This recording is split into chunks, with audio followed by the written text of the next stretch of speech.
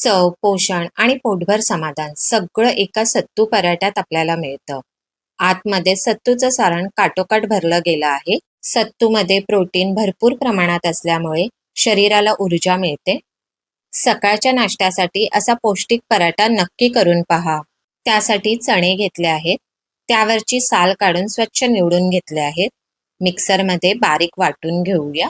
यामध्ये फायबरचं प्रमाण भरपूर असल्याने पचनक्रिया सुधारण्यास मदत होते. पौष्टिक आणि संतुलित नाश्ता किंवा जेवणासाठी उत्तम पर्याय आहे. आता यामध्ये बारीक चिरलेला कांदा, आवडीप्रमाणे मिरची, मिरची कमी जास्त प्रमाणात घालू शकता, कोथिंबीर, पाव चमचा ओवा, ओवा हातावर चोळून घालावा, पाव चमचा जिरे पावडर, पाव चमचा लाल तिखट, चवीनुसार मीठ घालूया. आता ह्यामध्ये लोणच्याचं खार घालूया. कोणत्याही प्रकारच्या लोणच्याचं खार घातलं तरी चालेल. 2 चमचे तेल घालूया. सगळं मिक्स करून घेऊया. या पराठ्यामुळे काय होतं माहित आहे? दीर्घकाळ पोट भरल्यासारखं वाटतं. त्यामुळे वारंवार भूक लागत नाही.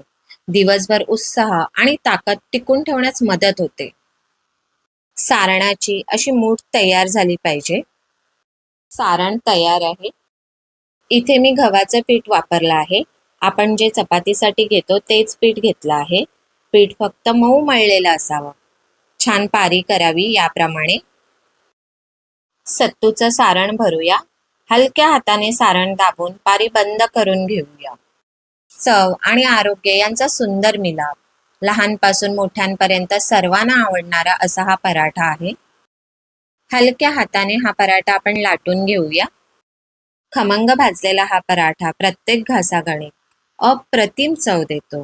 लोणी, दही, लोणचे किंवा चटणीसोबत आपण खाऊ शकतो. तवा गरम करून मध्यम आचेवर पराठा दोन्ही बाजूनी शेकवून घेऊया. या अगोदर तुम्ही जर माझ्या चॅनलला सबस्क्राईब किंवा फॉलो केला नसेल तर नक्की करा. सबस्क्राईब किंवा फॉलो करण्याचे कोणतेही चार्जेस लागत नाहीत. तुम्ही हा सत्तू पराठा नक्की करून पहा आणि तुमचा अनुभव कमेंटमध्ये जरूर सांगा. पुन्हा भेटूया एका नव्या स्वादिष्ट रेसिपीसोबत.